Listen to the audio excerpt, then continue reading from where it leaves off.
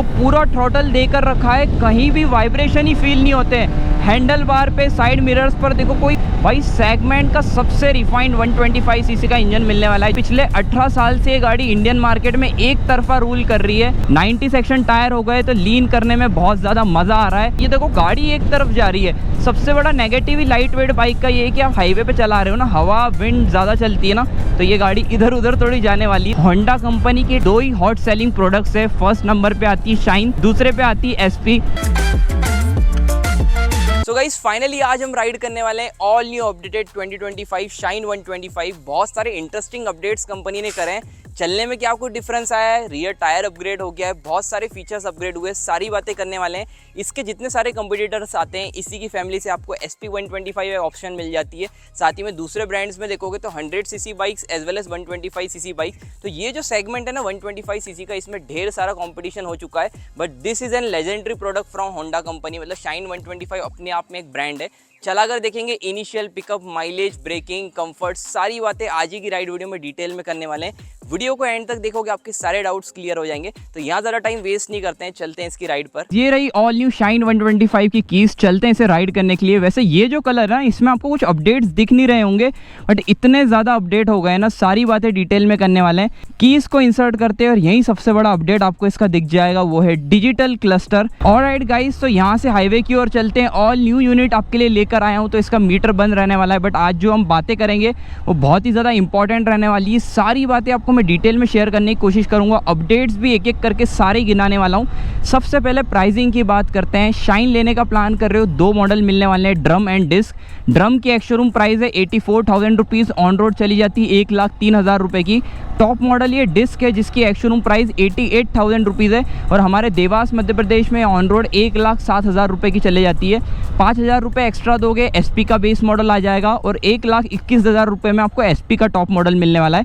बाकी ये गाड़ी में अच्छे खासे अपडेट्स हो गए हैं। अब इसकी जो गियर शिफ्टिंग है ना, इसके सारे गियर्स आपके पीछे लगते हैं। मतलब ये देखो न्यूट्रल हो गया, सारे गियर आपके यहाँ पर पीछे लगने वाले हैं। बट आप SP 125 देखोगे तो उसमें आपको 40 फील वाले गियर्स मिलते हैं, एक डाउन बाकी 4 अप मिलते हैं, जो कि आपको स्पोर्ट्स बाइक वाला फील देने वाला है। बाकी यहाँ से हाईवे की ओर चलते हैं। Engine specs, initial pickup, braking, सब बातें डिटेल में करने वाले हैं। तो गाइस सबसे पहले बाइक को लॉन्च करते हैं।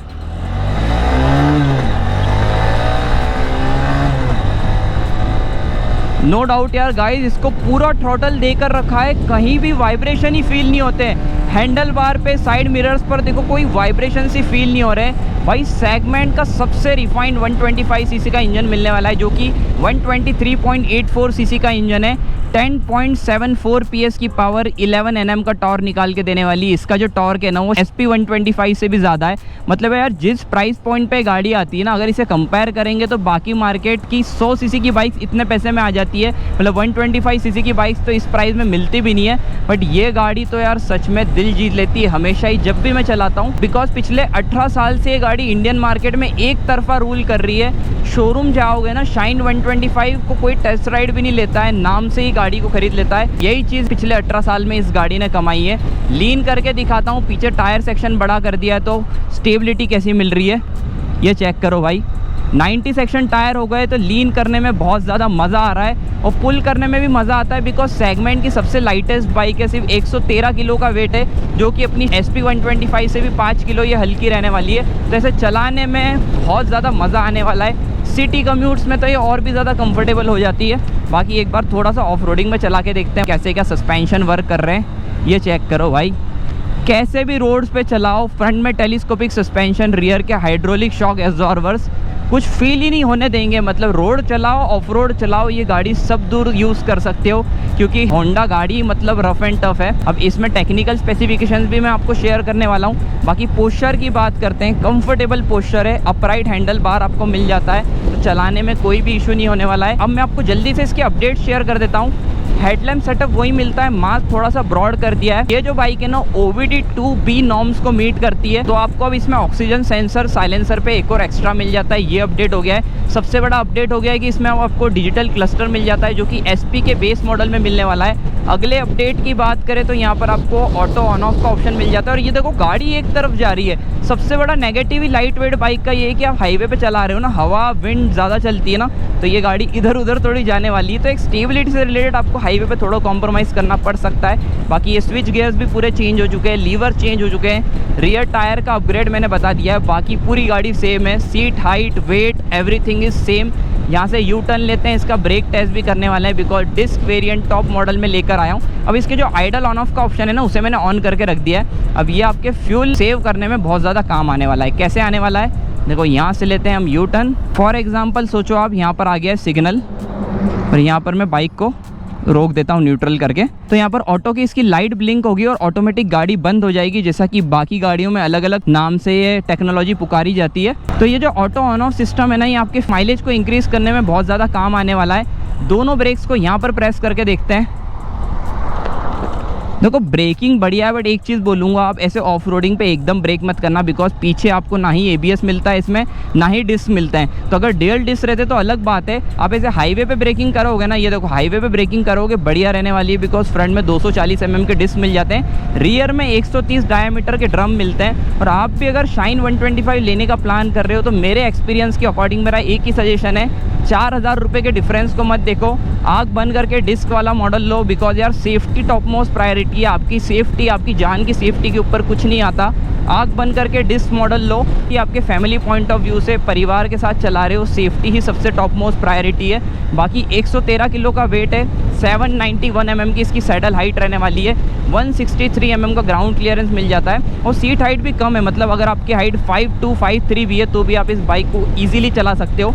और इतनी धूप में मैं इसे इतने हायर RPM पर चला रहा हूँ, हीटिंग जैसा इशू कुछ भी नहीं आने वाला बिकॉज यार इस गाड़ी को लेने के पीछे सबसे ट्रस्टेड इसका इंजन बन जाता है। भाई सेगमेंट का सबसे ट्रस्टेड इंजन इसमें है। पुरानी वीडियोस में भी बताते आया हूँ कि यार सेगमेंट रूलर बाइक है, मतलब हर गाड़ी का अपना सेगमेंट बना हुआ है। होंडा कंपनी के 2 ही हॉट सेलिंग प्रोडक्ट्स है, फर्स्ट नंबर पे आती है शाइन, दूसरे पे आती है SP। बहुत सारे लोग जो शाइन के ऊपर SP की तारीफ करते हैं ना, मैं यही बोलना चाहूँगा ये लेजेंडरी प्रोडक्ट है। बाकी गाड़ियाँ जब आई भी नहीं थी ना, तब से गाड़ी इंडियन मार्केट में, जैसा कि मैंने पिछली वीडियोज़ में भी बताया था। इमीडिएट में पावर लेकर ब्रेकिंग करके दिखाता हूँ। कॉम्बी ब्रेकिंग सिस्टम मिलता है तो दोनों ब्रेक्स को हम साथ में ही प्रेस करने वाले हैं। गजब भाई गजब ब्रेकिंग है, मतलब काम आपका हो जाएगा इस मॉडल में, उससे रिलेटेड कोई इशू नहीं आने वाला। अब 11 Nm का टॉर्क मिलता है, टॉर्क को चेक करना भी बनता है। यहाँ पर मैं कर लेता हूँ एकदम धीरे और ये मैंने कर लिए न्यूट्रल कर लिए, फर्स्ट गियर डाल दिया, सेकेंड गियर डाल दिया, थ्रॉटल को ही छोड़ देता हूँ, देखते हैं क्रॉल करती है कि नहीं।